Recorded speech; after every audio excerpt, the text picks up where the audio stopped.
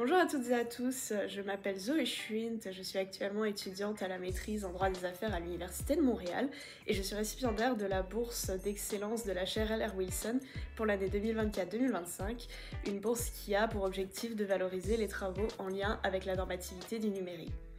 Je travaille avec la professeure Maya Kacheko,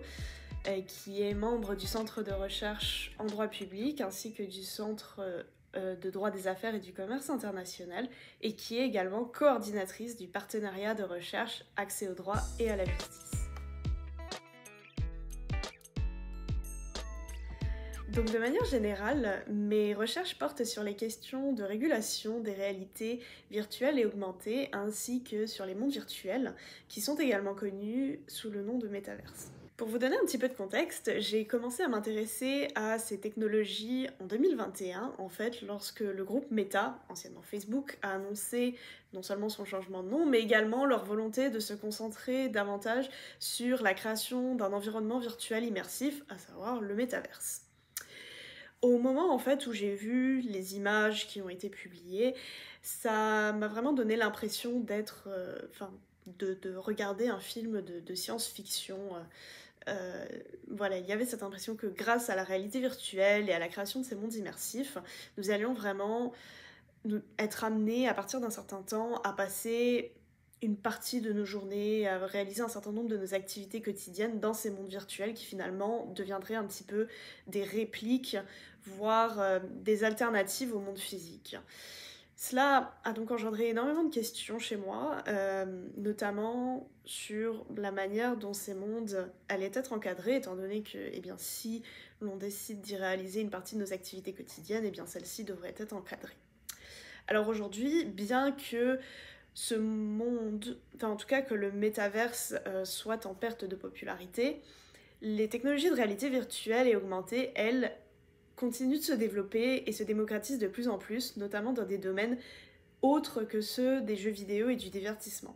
On retrouve par exemple une utilisation de plus en plus fréquente de ces technologies dans le domaine de l'éducation ou encore dans le domaine judiciaire. Ces technologies ont donc piqué ma curiosité et m'ont poussé en fait à me renseigner davantage sur le sujet et sur les questions qui en sous-tendent, et c'est notamment ce qui m'a entraînée dans le cadre de ma première maîtrise que j'ai réalisée à l'Université d'Ottawa en droit et technologie, à réaliser mon premier travail dirigé sur l'impact du métaverse en droit des marques.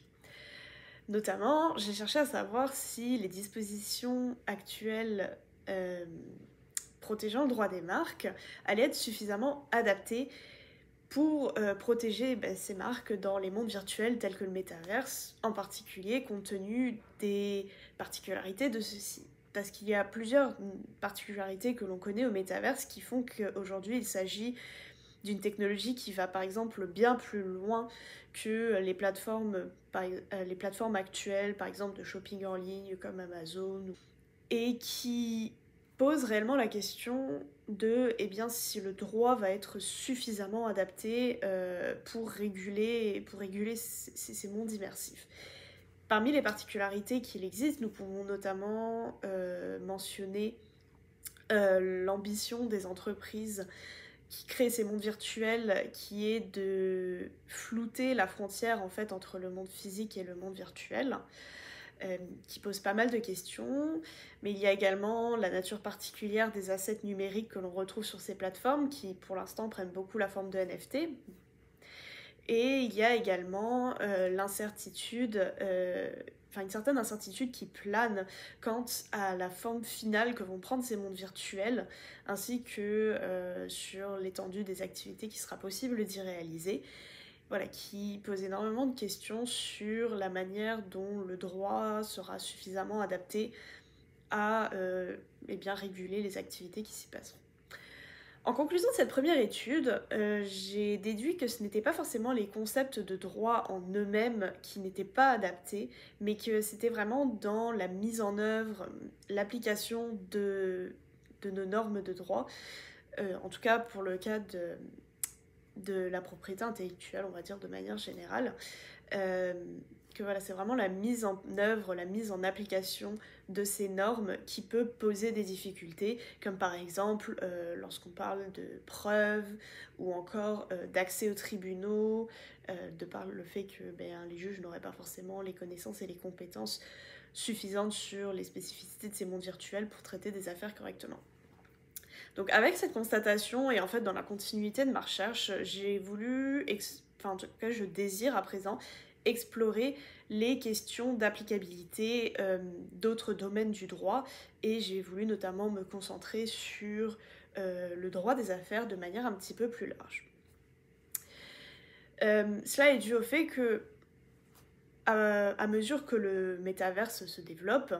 de plus en plus d'entreprises en fait tentent de se créer une présence sur les différents mondes virtuels qui existent et finalement en fait l'extension de nos activités quotidiennes sur ces plateformes peut avoir un certain potentiel pour ces entreprises qui pourraient en fait exporter toute une partie de leurs activités lucratives sur ces plateformes. Ainsi, l'augmentation des transactions commerciales que l'on va pouvoir observer dans ces mondes, que l'on a déjà pu observer et que l'on prévoit de continuer à observer dans les années à venir, soulève un certain nombre de questions juridiques, notamment sur l'encadrement de ces transactions, juridiques. Dès lors, j'ai établi une première problématique pour mon mémoire de maîtrise qui serait dans quelle mesure pourrions-nous connaître des difficultés à mettre en œuvre les régimes actuels de droit des affaires dans les mondes virtuels.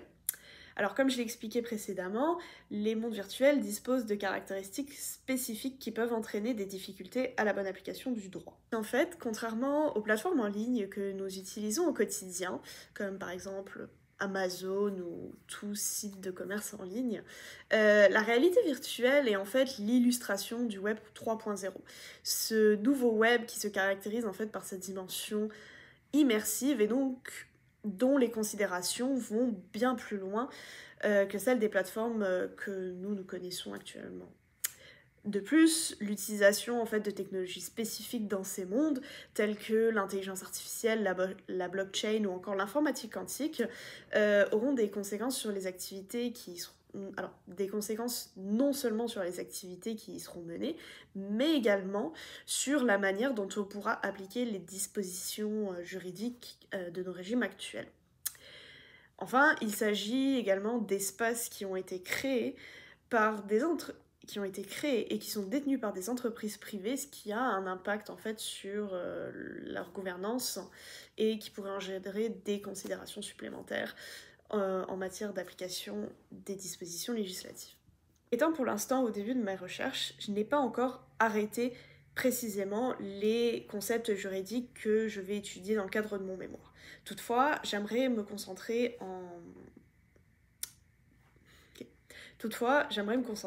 sur le droit de la consommation. C'est un droit qui pour moi est particulièrement intéressant à étudier, surtout que je pense que les difficultés que l'on connaît actuellement en fait de respect du droit à la consommation, par exemple avec l'émergence du commerce en ligne de manière générale, vont être encore exacerbées dans les mondes virtuels. Dès lors, il y a pas mal d'aspects du droit de la consommation qui peuvent être assez intéressants à étudier, par exemple en matière des contrats d'adhésion, de la responsabilité des entreprises qui, elles, peut être soumises à des considérations supplémentaires, notamment du fait que beaucoup de technologies d'intelligence artificielle sont utilisées dans les mondes virtuels, ou encore les questions de preuve tout simplement en cas de litige en droit de la consommation. Ainsi, au-delà de toutes ces questions qui peuvent entraîner des difficultés dans la bonne application du droit des consommateurs, l'aspect du champ d'application territorial peut également poser des défis dans l'application de ce droit, notamment du fait que les mondes virtuels se veulent être sans frontières, mais également que les entreprises qui développent les mondes de réalité virtuelle cherchent en fait réellement à flouter la frontière entre le monde virtuel et le monde physique. Ainsi, pour étudier l'applicabilité du droit de la consommation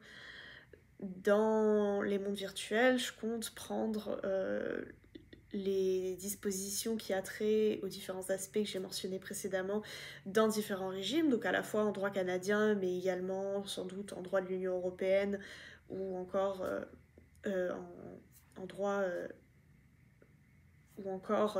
en droit américain, afin de voir en fait comment les régimes de chacun de ces différents pays peuvent s'appliquer dans les mondes virtuels, voir si par exemple certains s'appliquent plus facilement que d'autres, étant donné que les pays ont également des approches différentes en ce qui a trait à la régulation des nouvelles technologies de manière générale, et de voir eh bien, si ces régimes non seulement sont facilement applicables, et sinon, quelles sont les difficultés que l'on peut rencontrer. De même, j'aimerais en fait, au-delà d'exposer les difficultés que nous pourrions avoir à appliquer les régimes actuels de droit de la consommation aux activités dans le monde virtuel, travailler sur les solutions que nous pourrions mettre en place. Parmi les différentes qui pourraient nous venir à l'esprit, il y en a une que j'aimerais explorer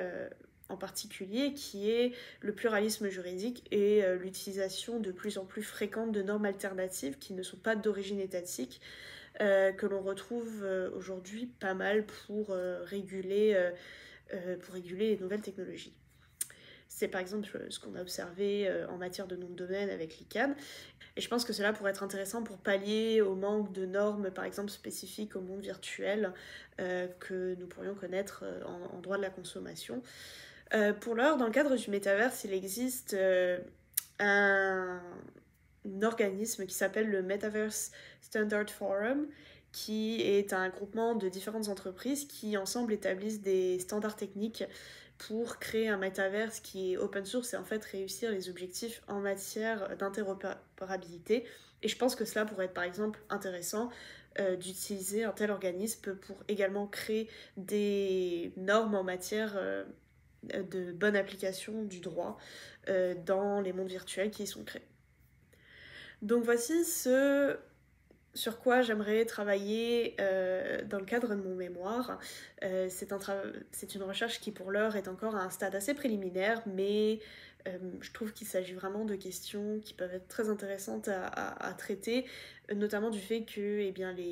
la réalité virtuelle est une technologie pour l'heure encore assez peu démocratisée et que cela offre eh bien, de bonnes possibilités pour établir des bonnes pratiques.